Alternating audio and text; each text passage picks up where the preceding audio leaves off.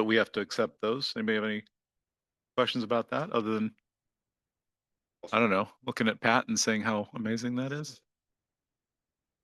Um, Next is the Historic Society's archaeological investigation thing for the Beaverly Fountain House and the Owen Mill. Is there anybody from Historic Commission that wants to talk about that? Or whoever? I'm sorry, whoever. Yeah, whoever. And Pat, I didn't mean to. If you want to say anything now in the work session, no, it's not. But it's a wonderful and amazing thing, and I'll highlight it in the meeting at length. But uh, All right. Good afternoon, Mayor, Council, members of the public.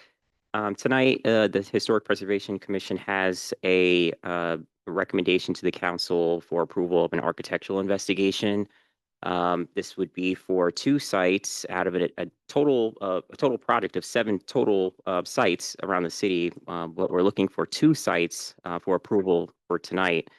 Project number 1 is the Beaverly Fountain House. They will be using ground penetrating radar for a total of $18,090. And the third project that you see there that's highlighted is Owen Cochrane Mill, which is also ground penetrating radar for $7,407. So the total of that for this request would be $25,497. This would forward the Historic Preservation Commission's goals to get around to all of these different sites. We have Brian here also. I can lend some more. Council, y'all approved our vendor back in, I think, July. So we have the vendor on retainer. And basically, we don't know what's there. We know where the ruins are about at the Owen Cochrane Mill. This would allow us to hopefully identify the exact ruins. And then at the Beaverly Fountain House, we know there were outbuildings. We don't know exactly where they are, but we would like to know where they were. The last occupants of the home did quite a bit of grading, so we don't know if they ruined. The possibility of knowing where things were, ground penetrating radar will hopefully identify where things were located. So as the future build out of the park, we can know where things were historically. do we have any questions? No. All right. Thanks. The next one is the Scout Hut historic marker. Who? That would also be Okay. both of us, I guess. So the Historic Preservation Commission is also seeking approval for the purchase and placement of a historic marker for the Scout Hut.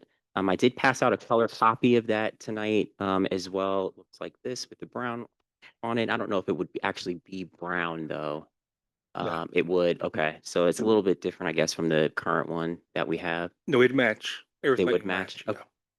Yeah. So the total of that request is $4,609.82. The vendor is Lakeshore Industries, and it would be funded through the Historic Preservation Commission's budget. Cool. Do me a favor, between the meeting and the work session, I have some interesting news to share about the Scout Hut. I want to talk to you too about it. This would be the fourth marker Yeah, in the awesome. series. I love the markers. Can I ask where the marker will be sited? We have not picked the placement yet. That will be done at a later date before installation. That's usually a coordinated effort with Mr. Winland.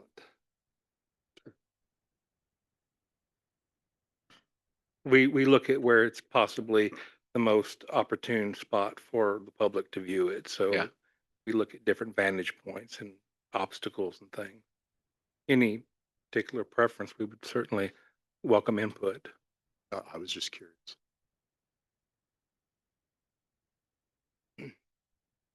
So that Rico Road passersby can see it. Both directions. Yeah. Well, and there's parking at the ball field too.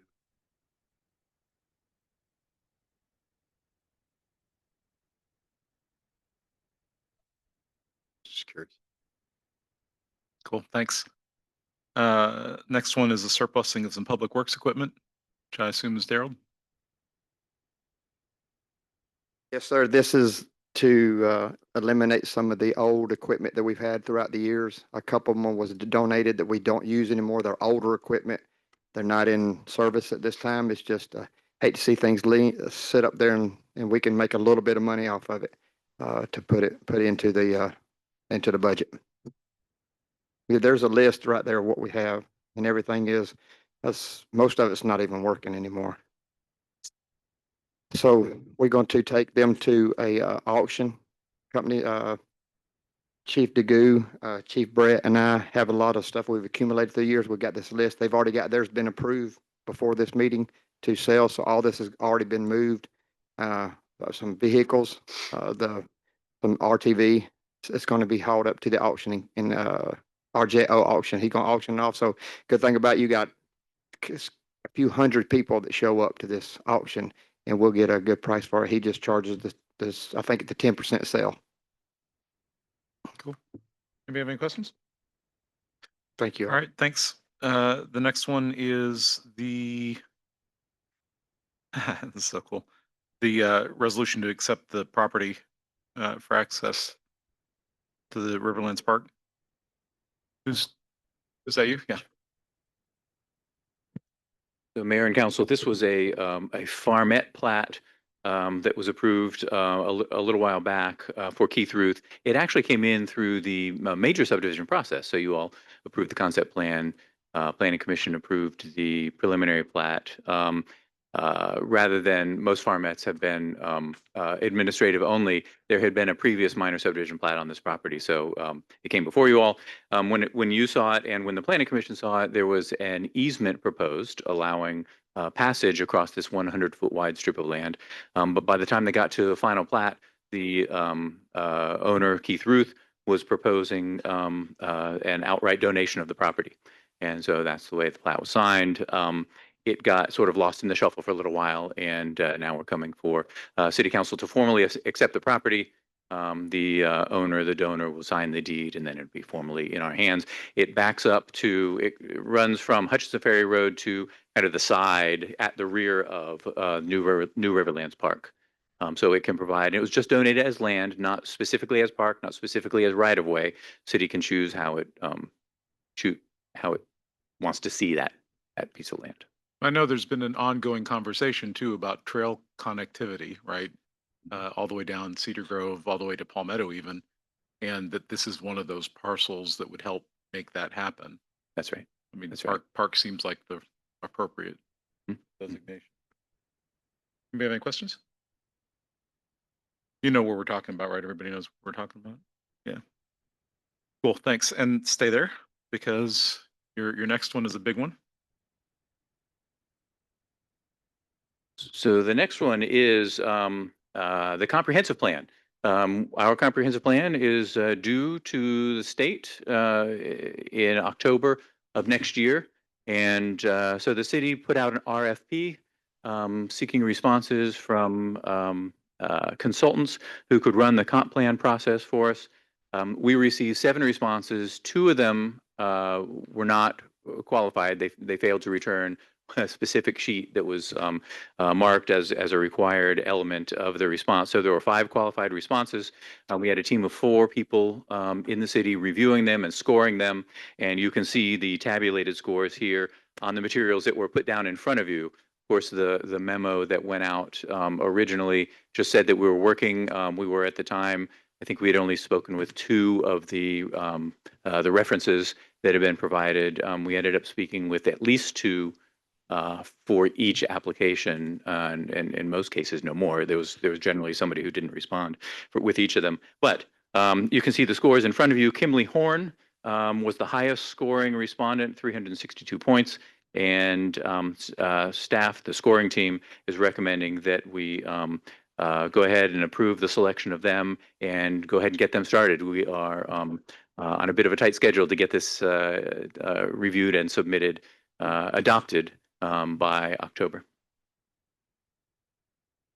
And so in the packet in front of you is the Kimley Horn response to the RFP, just so you can see what their response looked like.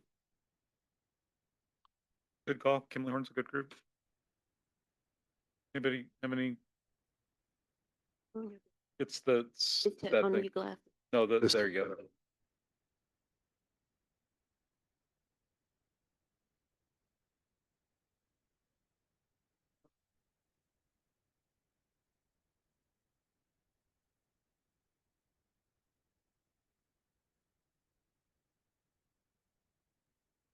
I mean, good news too, right? I mean, people have been asking for someone new. That's someone new.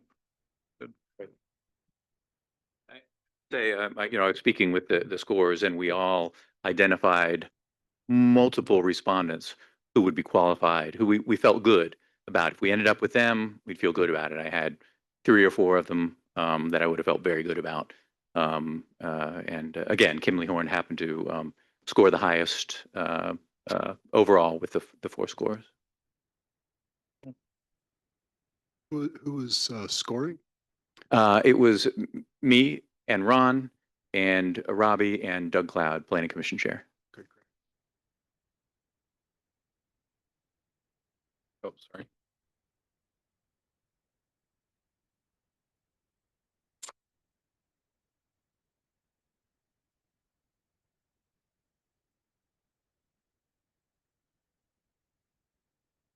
How quickly? Does council feel approving the contract? Does council feel comfortable approving the contract, giving the mayor authority to sign once I've reviewed and approved it? So we can get this going? That's what we should do. We're on a tight schedule. If I see any issues with it, then I'll alert the mayor and we will not sign it, bring it back or whatever needs to happen. But we can give the mayor authority to sign today, and then I'll look at it, approve the contract, negotiate it, whatever needs to be done, the terms, and then have the mayor sign. Okay. Sounds good to me.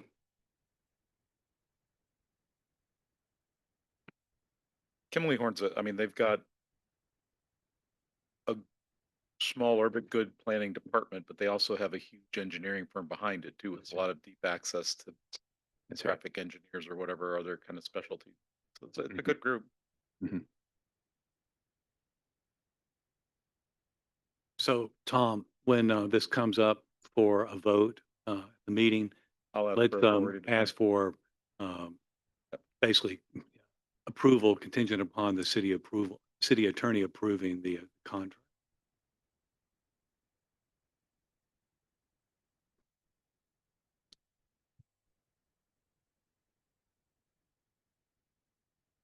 All right. Any other questions or comments on that? Any other questions or comments on that? Sorry. Been a long couple days. Next one is a first read on Warble and Ring, a rezoning on, again, Mike. That's right. So this is a proposed rezoning from RL to HMR residential hamlet. As you know, residential hamlet is no longer available in the zoning, but this application came in before the text amendment was adopted. And so they are in under those rules. We have the applicant here, if anyone has questions directly for them. The property is just a little over 100 acres fronting Rico Road and extends all the way back to Caps Ferry Road. It's just south of the Parkway. There are 3 existing houses along the front on Rico Road. I think only 2 of them are inhabited, right? 2 of them are occupied. One is occupied. The proposal intends to adaptively reuse one of those buildings as market and art gallery, right? So the proposal, a residential hamlet allows a density of 0.8 units per acre, so they could build up to 80. They're proposing only 40. The intent is an artist in residence program in addition to the regular residence and maker spaces. So the plan shows 80.98 acres, a little over 80% of the property reserved for open space and civic space. It shows all the required buffers, although there is some clearing along Rico Road around those houses.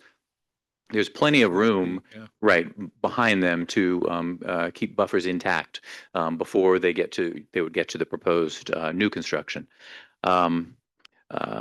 So 40 residential users, 2 main clusters and a couple of smaller clusters.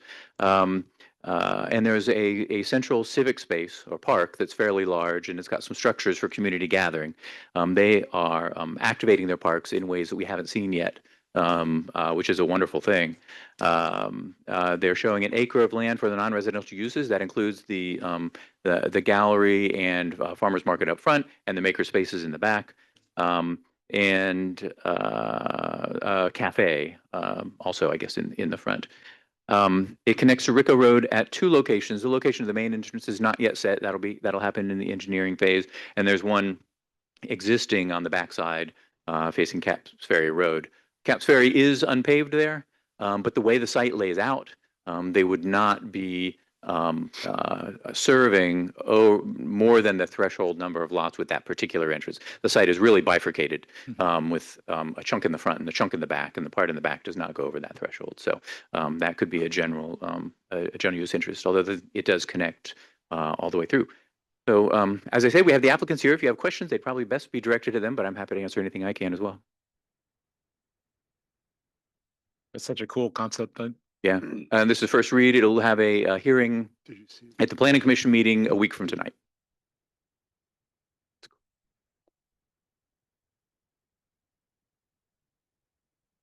Yeah, for sure. Fantastic. There will be an open house before the next meeting, which is a public meeting, and then another open house. Yeah, on Tuesday.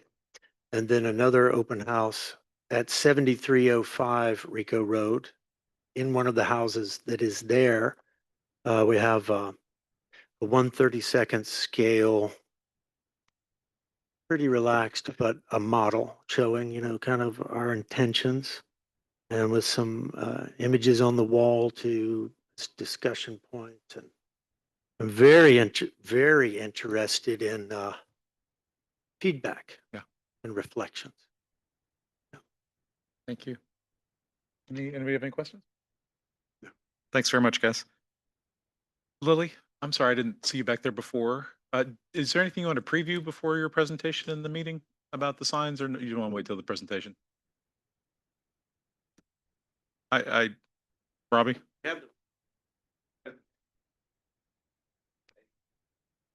Yeah, let's go ahead. Sorry. Back and forth that you have, and I'll let you introduce. You do a much better job. Oh, okay.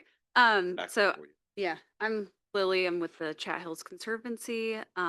And I was going to share today more about a farm signage project we're wanting to work on, to request funds from the Convention Visitors Bureau, but the DMO, to support building farm signs for working farms, agritourism sites, or historic farms that would be managed through an application process and selected.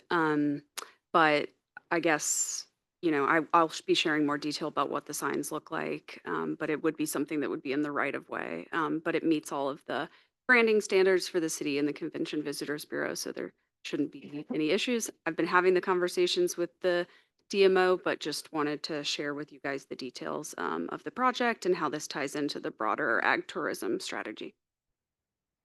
So how the application being selected, or is it something you guys have a point system, or how is that going to be selected?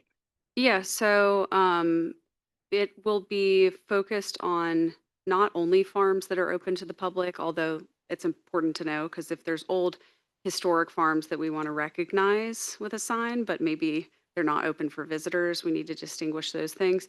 So it'll be information about the farm, the location, and their background information, and then we'll have a rubric to kind of grade it based on working with some of the Conservancy board members. I just want to make sure, that out in your process that, include everybody, so no Yeah, one is of left course. out. Sure.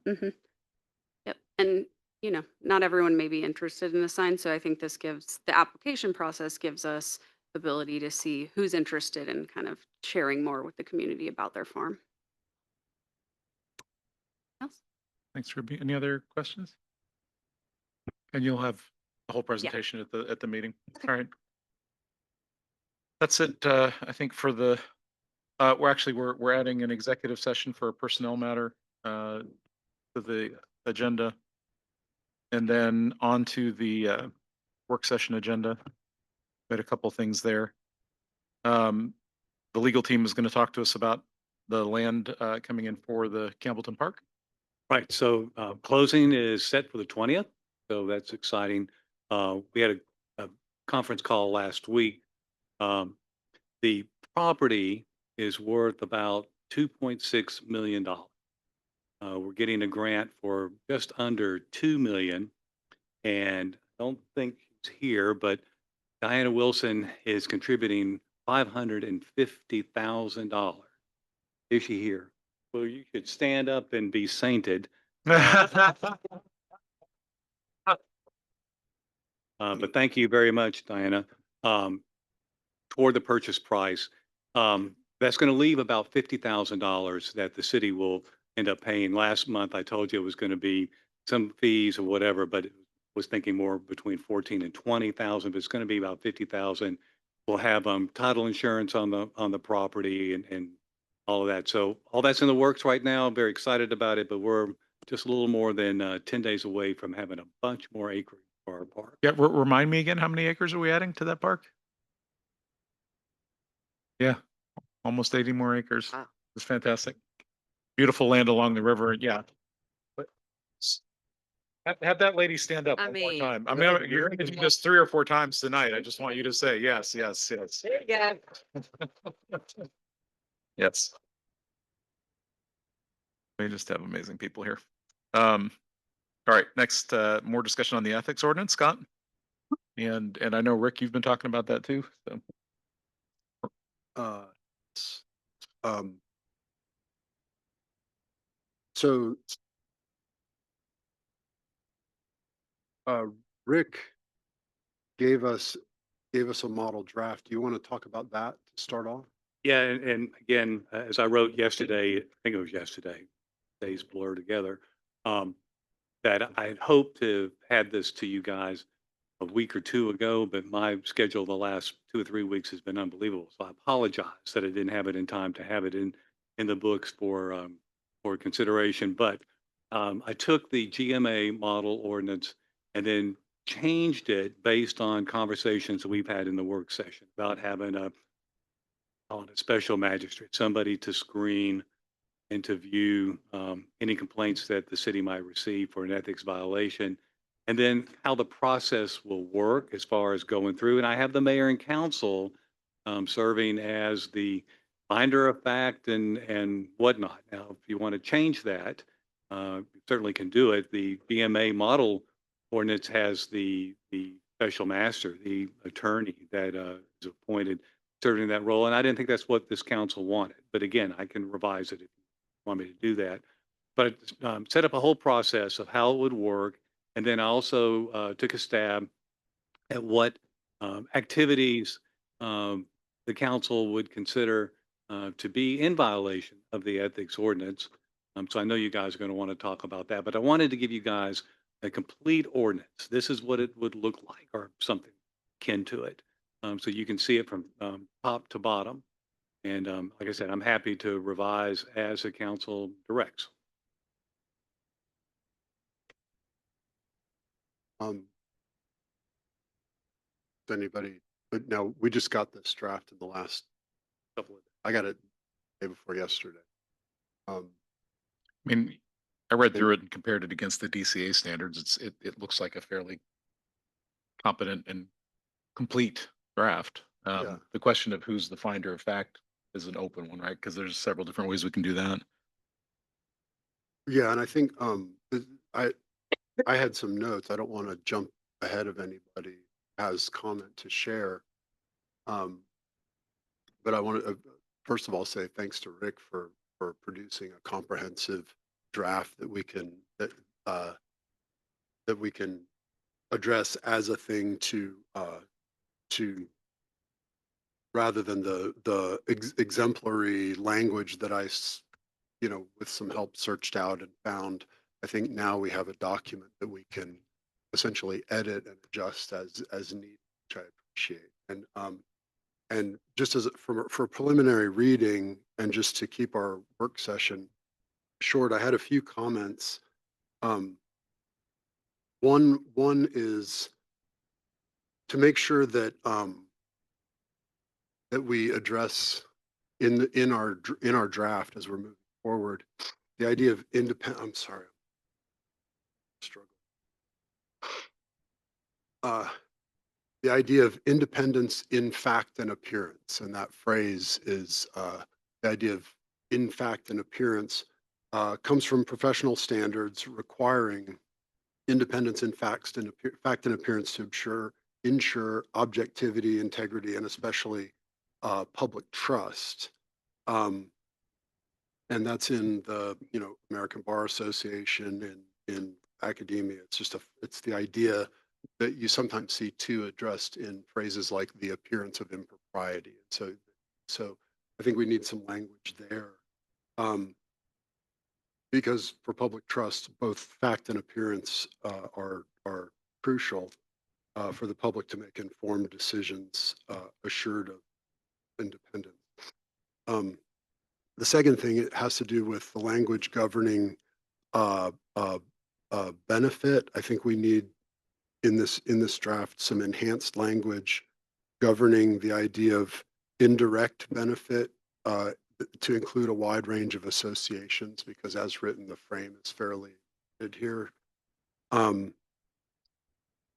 Another address is the professional carve out in 3.4b, which is an exception for professional services. And I'm happy to talk to Rick about that, but that section appears to, sorry. That's right. That section appears to conflict with the general legal standard and seems unenforceable because of client confidentiality. The inability to look into the scope and magnitude of a client relationship, no matter what the industry standard fees are. So we need to address that. And then finally, something that I want to and this came from Rick's very good suggestion of putting the setting up an ethics officer to prevent abuse through complaints and so on. And I think as we need to adjust the way this is written here, because Which one are you on? I'm just on the general appointment of Okay. I'm not suggesting specific edits at all at this point, Okay. because I think Rick did a great job setting up our draft here, and so we can trust Rick to make adjustments, and I can talk to him too directly. But it seems to me that we should consider it crucial to establish in advance an ethics officer, kind of like having a nurse on staff when you go to the hospital, or crossing guard at a road. I think the public trust is in part dependent on the speed with which we can adjudicate something, with which judgment can be rendered on an ethics charge, whether it's valid or not, and then would move on to an adjudicating body. And so I would ask that we consider very seriously to set up an ethics officer who is appointed for, say, a 2 to 4 year period, who would be the person we go to when there's an ethics complaint, so that instead of there being a complaint and, oh, now we got to set up something and appoint somebody and all of that, so we can instead have somebody who is the person that goes, and it happens very quickly on a kind of an on-call basis. And I think what that does is it also enhances public trust, because there is no getting prior to the business. That person's already appointed. And so whatever complaint comes just goes to that person instead of what I think inspires less confidence, which would be the idea that that we then start setting up to deal with the complaint when it comes in. So, and Rick, I'm happy to talk to you about all these things in more detail as am able to spend more time with the draft. And I hope that everybody else has an opportunity to come in on it now that we have a document that we can refer to in specifics. Rick, when you're talking about the notion of appearance of impropriety, you know, one of the things you and I've talked about is the need for definitional clarity, right? That strikes me as harder to define.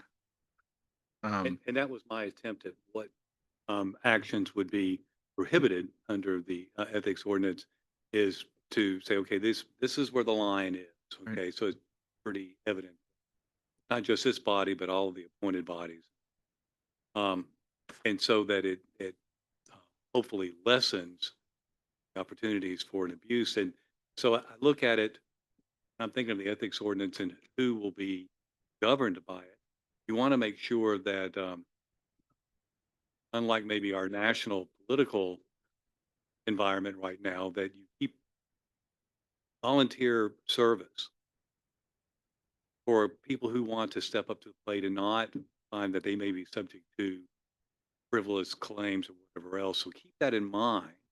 The more we can define what the action prohibited, the I think the safer it is for everybody, the less chance you have for abuse of what could be a good ordinance, one that could be ones you can point to, whatever else. So keep that in mind. Again, it's up to the council. I'll draft it any way that you want. And Scott, the part you were pointing out about, you know, could a person from any of the appointed committees or the council would not hire me or the city engineer or whatnot.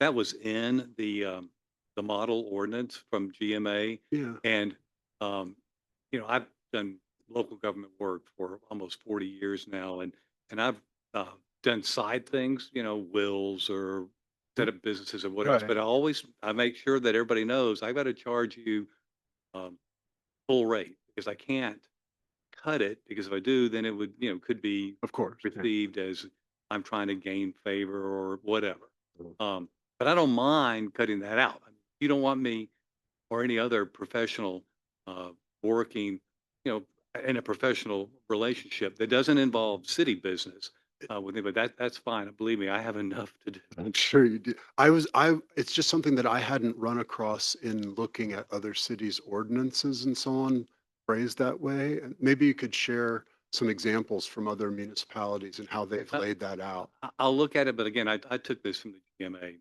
Okay. so model. It's actually in a lot of ordinances because a lot of people do start with. Well, and I think normally how it's written is that you're really trying to protect the poor city attorney from being abused. You know, by, oh, here, do this for me, do that for me, you know. Yeah. And so it really is a two-way street on that. Again, I don't care, however the Sure. council wants to come down on it. Well, yeah, and that's that, you know, that's just it just occurred to me, the potential there for, And I think for most folks, Scott, unfortunately, not everybody has their own personal private attorney. We need more lawyers. But and so what happens over time, or in everywhere else I've represented local governments, there a comfort level develops, right? Mhm. And so somebody says, "Well, I need to get this handled or something." It's not related to the city, and so you know they actually say, "Hey, Rick, would you help me out with so and so?" And if Oh. I can't, I'll know. Hey, listen, I know an attorney who kind of specializes in that. I'll get it. So that's kind of the natural um, just evolution of relationships or whatever. But again, I don't mind Well- if we want to make a prohibition against that. But did want to make sure that it's clear that, you know, if you're going to hire the city attorney, it won't be me forever, obviously, right? It'll be whoever behind me. or after me, that they have to charge full rates. There can't be oh, sure, $5. Well, and I'll say, I'm new here, surrounded by longtime residents, a lot, I've heard many, oh yeah, Rick did this thing for me. It's great. I'm not objecting to that, but just making sure that we, as an ongoing standard, have it locked down.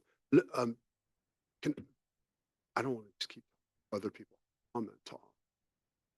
I had one other point. Can I just need to. Yes, we do. And again, I'm not suggesting anything on the draft because we're just coming to this. But with regard to that idea of the appointment of this outside person, and you had suggested a city attorney, another municipality, county, or something, and it occurred to me that in that kind of, I mean, just listening here, and again, I don't know city attorney work, but I. I say this in a very respectful manner, but it seems like a real jack of all trades, having to be flexible and do lots of different this kind of work. And it occurred to me that another one of the places we could look for that outside appointment of an ethics officer, which would be somebody who could also perhaps lend some instruction or guidance to an adjudicating body, would be to look to people in the Georgia system, specific expertise in ethics. I mean, UGA is, I know at Georgia State and other universities have professors of ethics in philosophy and in the law, which would be a sort of very disinterested place from which to take. It strikes me, just, thinking about that from a philosophical perspective, that if you have attorneys that are stewed in the concept of civic ethics, municipal ethics, right? That's better than like a philosophical ethics perspective for Yes, this and kind of thing. I did just kind of a casual look at regional universities for that, and there are numerous You would think, that right? we Yeah. could.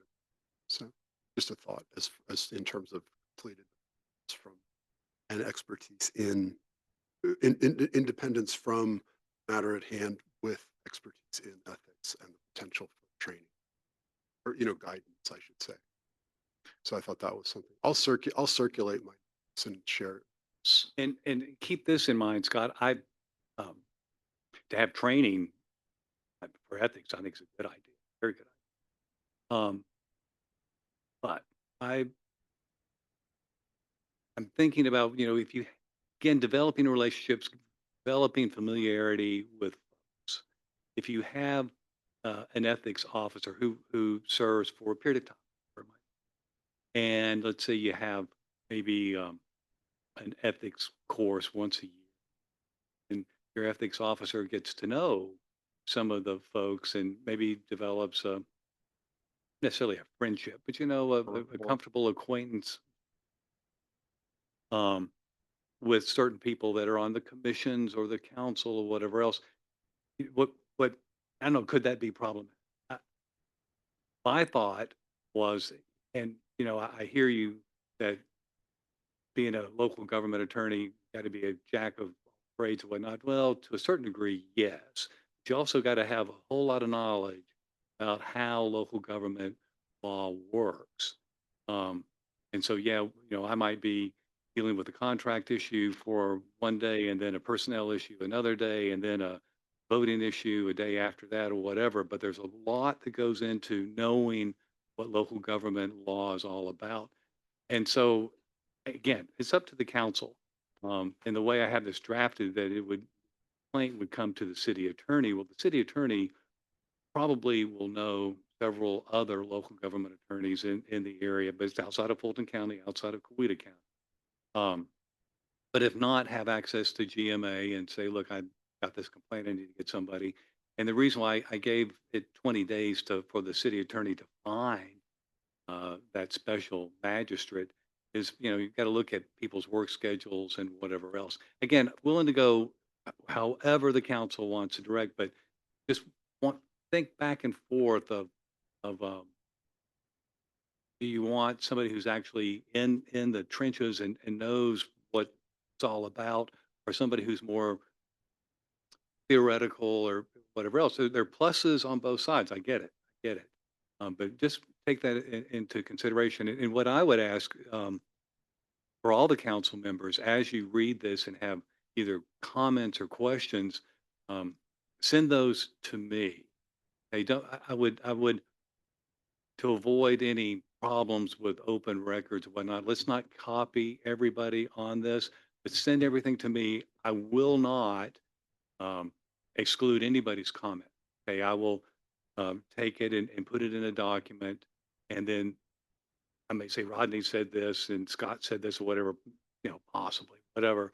But then I'll send back a draft, and I may have like um, option A, option with that. So that way, I think it'll be somewhat, um, Kind of a red line. yeah, well, they'll all be red line and they'll all be date tracked. Okay, so you'll know when this draft was written. So much like what you've said before, Scott, when you're drafting back and forth, it's the way to do. And I'm accustomed to that on my business side, but I'm not accustomed to having 7 people send things to me that could all come at different times.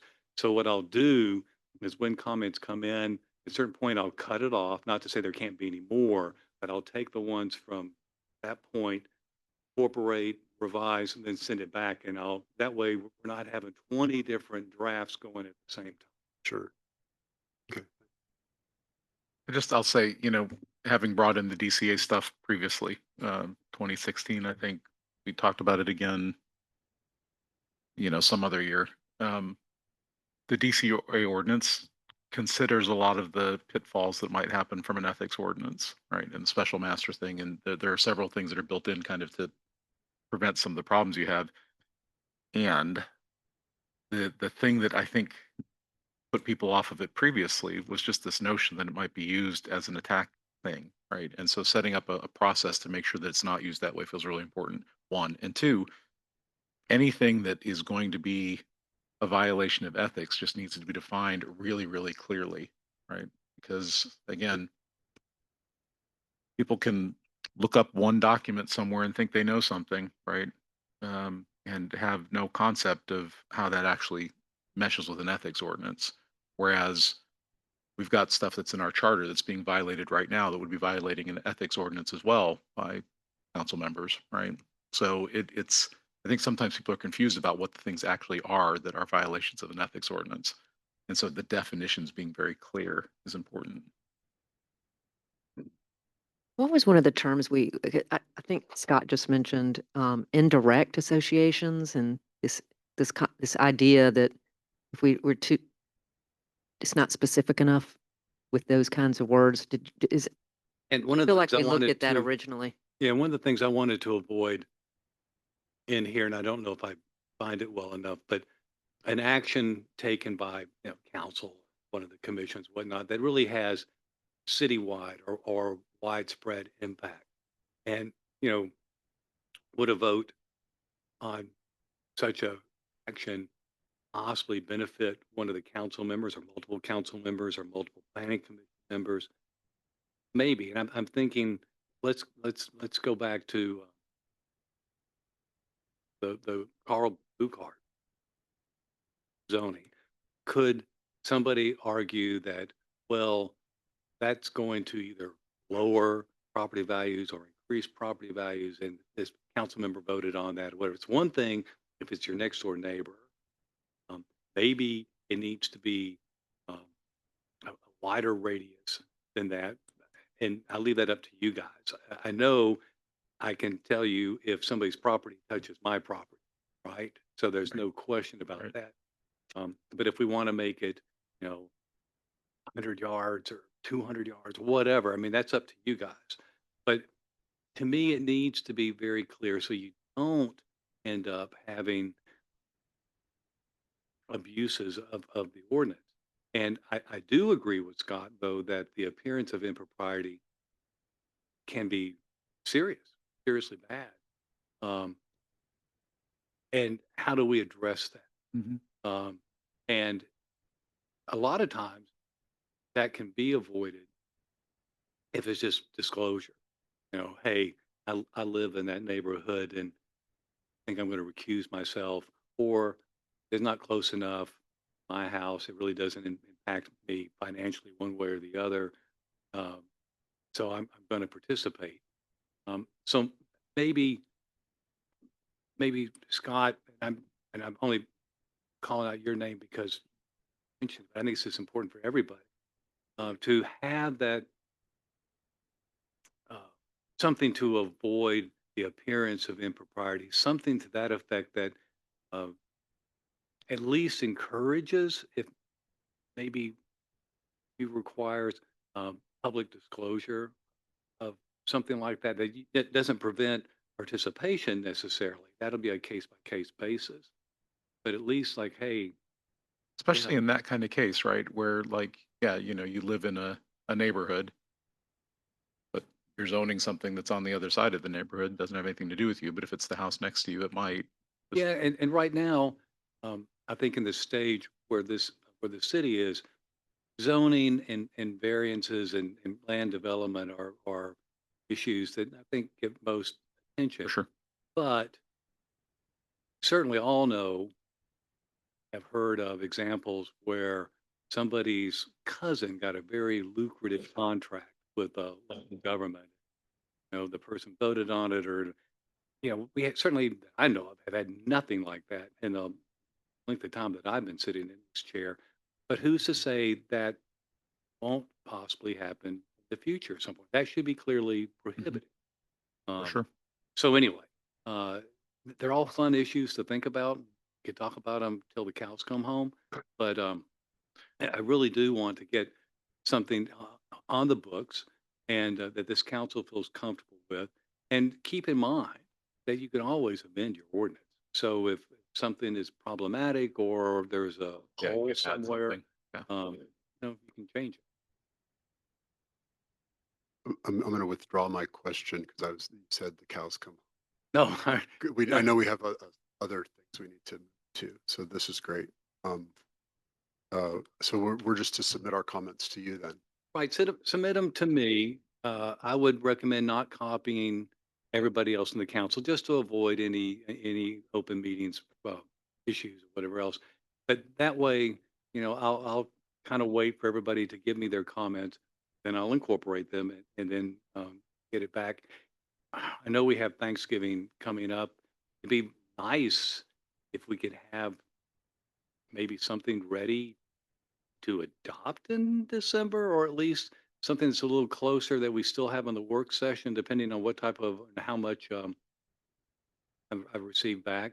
And we discuss it one more time, but it'd be nice to maybe have a goal that if we can't vote on something in December, that we do have something to vote on in January. Anyway, Should be that's- doable. Thank you. And then the next item was Richie's item, and he's not here. So we will reconvene for the meeting at the time of the meeting. I mean, I want Oh, I'm to, sorry. I want to, Absolutely. Go ahead. no, and I forgot to send this in, but I wanted to bring up the art room to see if there any kind of way that we can get some air conditioning or heating in there because it's never working. Oh, Yeah, the it's, yeah. Really? right. And so we definitely, I mean, That's why it was so cold when I was sitting back there the other day. Yeah.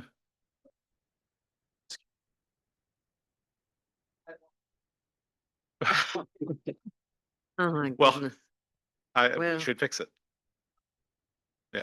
okay, and then one other thing, the banners. There has been a couple people asking about the green banners that we have. Could they get them in the area? So I'm just bringing it up. And we can talk about it later. Yes. Mm-hmm. I mean, the theory there was that they were downtown, right? Right. This is by City Hall and let you know where downtown is. Yeah. A lot of begging to that one, right? Yes, yes, ma'am. We went through a long process to get what we got. Yeah. They really don't do that because the issue is when you have a down line or down power pole, they don't want to take the time to re-put our stuff back where it is. It's just extends their time here. So that's really designated for this area. We we met with the big high people, and they did that as a favor for us, just in that area, which is something they do not do. So it, I can't ask for a favor to get outside of that. I've been pulling some favors that we could probably use for something really, really important. So, Okay. I just want to ask because people did ask about it. yes, And ma'am. one last thing, I know a couple of years ago, we, the stage and having events, and we talked about, I think we kind of approved to go ahead and look for something. And so this weekend we had the fall festival, and the last couple of years, Fulton County let us have that stage. But this weekend we're gonna have to rent another one. So I want to go Oh. back and visit, getting something because we continue to spend money, more solid that we can have out there. Would you like to, we've talked about this so many times, you're right. Mhm. And did be the consensus of everybody decide that's what we're going to do. Right. Do we want a portable stage or do we want a stationary stage? Do we want something that we can build onto? We could build something stationary now and add to. I just need to know a direction. Okay. I just, You I can just, talk to me later. yeah, I'll talk to you about it, but I want to go back and revisit it because we did have kind of approved to go ahead and do something. And so that was it. So Anybody we're else? gonna get some air and heat back there. Okay, thank you. All right. See y'all back at Hey, 6. 6.